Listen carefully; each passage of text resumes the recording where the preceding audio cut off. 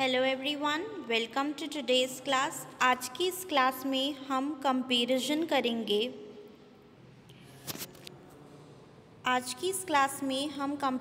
करेंगे। Virion, virusoids, prions and satellite DNA के ऊपर।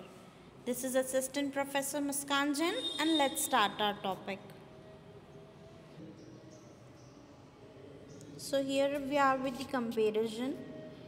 Virions versus virusoids. विरियॉन्स जो होते हैं they are complete virus particles. Virion को क्या कहा जाता है? कंप्लीट या संपूर्ण वायरस का ये पार्टिकल होता है।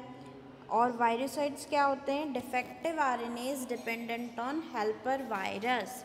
सहायक वायरस पर निर्भर दोषपूर्ण आरएनए को हम वायरोइड्स कहते हैं। ठीक है, देन हम आगे देखें इनका कंपैरिजन या स्ट्रक्चर्स की हम बात कर लें तो जो विरियॉन है उसके स्ट्रक्चर के बारे में, तो a complete virus particle with DNA material, genetic material DNA और आरएनए।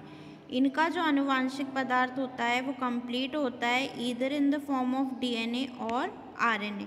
डीएनए का फुल फॉर्म होता है डीऑक्सीराइबोन्यूक्लिक एसिड और आरएनए जो है इसका फुल फॉर्म होता है राइबोन्यूक्लिक एसिड। ठीक है, इनका जो विरियॉन है वो कंप्लीट वायरस का स्ट्रक्चर है। और इस विरियॉन में हम ये ध्यान रखें कि जेनेटिक मटेरियल ईदर डीएनए होगा या आरएनए होगा। दोनों टाइप के जेनेटिक मटेरियल जो हैं वो विरियॉन्स में या वायरसेस में नहीं पाए जाएंगे। ठीक है, यहाँ पर ये पॉइंट क्लियर हो गया। फिर होस्ट रेंज की हम बात करें तो होस्ट रेंज में infects wide range of host. आप सभी को पता है कि वायरस जो है वैसे डेड है, बिना होस्ट के इसकी कोई भूमिका नहीं है। जैसे ही इसको होस्ट मिलता है तो ये अपने रेप्लिकेशन की प्रक्रिया शुरू कर देता है और लिविंग कंडीशन में आ जाता है, लिविंग स्टेट में आ जाता है। इसमें साइटोप्लाज्म ही अपने होस्ट से ले लेता है और एक्टिव हो जाता है। तो इसके लिए जो होस्ट है वो एनिमल्स हैं, प्लांट्स हैं, बैक्टीरिया हैं, आर्किया हैं, ये सब इसके क्या हैं? होस्ट है। अब हम रेप्लिकेशन की बात करें तो रेप्लिकेशन के लिए वायरस में 2 साइकिल्स होती हैं जिनके बारे में आप देख सकते हैं, वीडियोस में भी पढ़ाया है मैंने आपको। 2 साइकिल्स होती हैं। फर्स्ट इज़ लाइसोजेनिक साइकिल या लाइसोजेनिक चक्र और एक और होता है जिसे हम कहते हैं लाइटिक चक्र। ये वायरस के रिप्रोडक्शन के चक्र होते हैं जब भी वो किसी भी होस्ट के अंदर जाता है और रिप्रोडक्शन करने के लिए तैयार रहता है। तो ये पूरी मशीनरी होती है। देन हम वेरियोइड की बात करें। इस वेरियोइड को आप वायरोसॉइड्स भी कह सकते हैं। ये जो वायरोसॉइड्स होते हैं these are small naked circular strand of single stranded RNA. और इनका जो जेनेटिक मटेरियल होता है वो सिर्फ आरएनए होता है। इनमें जो एक चीज़ नहीं होती है वो है protein, no protein at all. Host range और रेप्लिकेशन की इनकी हम बात करें तो इनमें मोस्टली ये क्या करते हैं? प्लांट्स को इन्फेक्ट करते हैं। कौन? वायरोसॉइड्स। क्यों? क्योंकि इनमें सिर्फ आरएनए होता है और प्रोटीन नहीं होता है। फिर हम बात करें रेप्लिकेशन की तो replicates autonomously within the plant cell using an RNA based mechanism.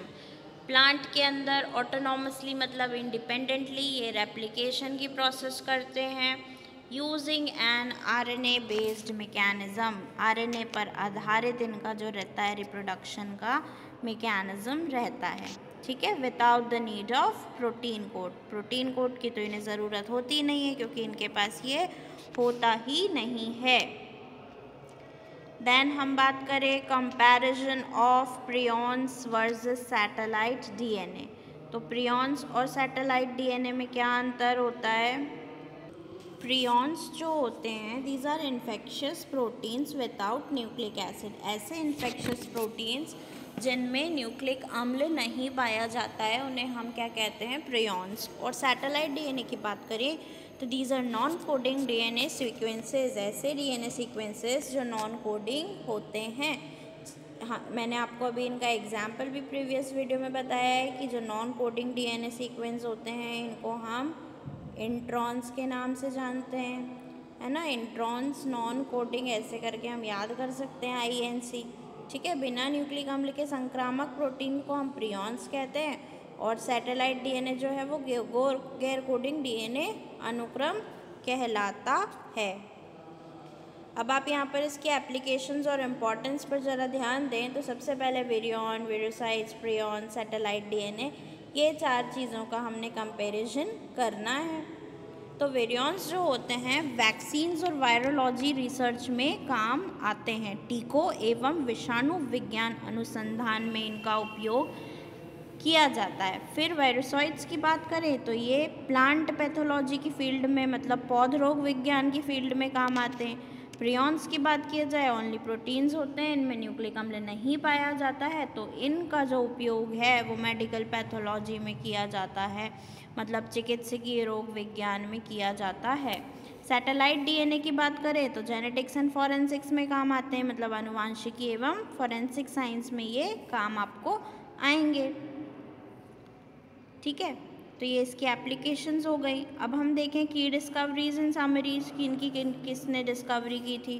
विरियॉन, विरोसाइट्स, prion, satellite DNA, ये बहुत ही इम्पॉर्टेंट है आपके कॉम्पिटिटिव पॉइंट ऑफ व्यू से। आप इनकी तैयारी जब भी करें तो आपको पता होना चाहिए कि किसकी डिस्कवरी किस साइंटिस्ट ने की थी।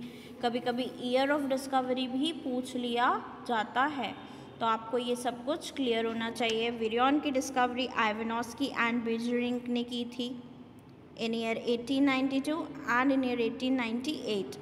फिर वायरोसॉइड्स या वेरियोइड्स की हम बात करें तो फ्रैंकल कॉर्नेट ने इसकी डिस्कवरी की थी 1981 में।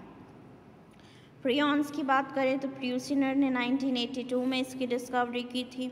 एंड सैटेलाइट डीएनए की हम अगर बात करें तो ब्रिटन एंड कोहने ने 1968 में इसकी डिस्कवरी की थी। तो ये बहुत ही इम्पॉर्टेंट पॉइंट है, आप इसको नोट करके रख लीजिए। आपको जब भी स्टडी करना होगा तो ये बहुत काम आएंगे आपको ये पॉइंट्स, ठीक है। देन कंक्लूजन पर हम आ जाते हैं कि दीज एंटिटीज़, कौन कौन सी एंटिटीज़ मतलब तत्व होते हैं। और सबसे पहले बच्चों एक चीज़ आप याद रखना, वायरस जो है वो किसी भी प्रकार की कोशिका नहीं होती है। वायरस जो है वो एक कण है ना, एक पार्टिकल हम वायरस को कह सकते हैं। वायरस कभी भी कोशिका या सेल नहीं होता है। जब ये होस्ट कोशिका के अंदर जाता है और अपना रेप्लिकेशन करता है, जब इस होस्ट से साइटोप्लाज्म रहता है, जब वो थोड़ा लिविंग कंडीशन में आता है, otherwise virus is a particle, ठीक है।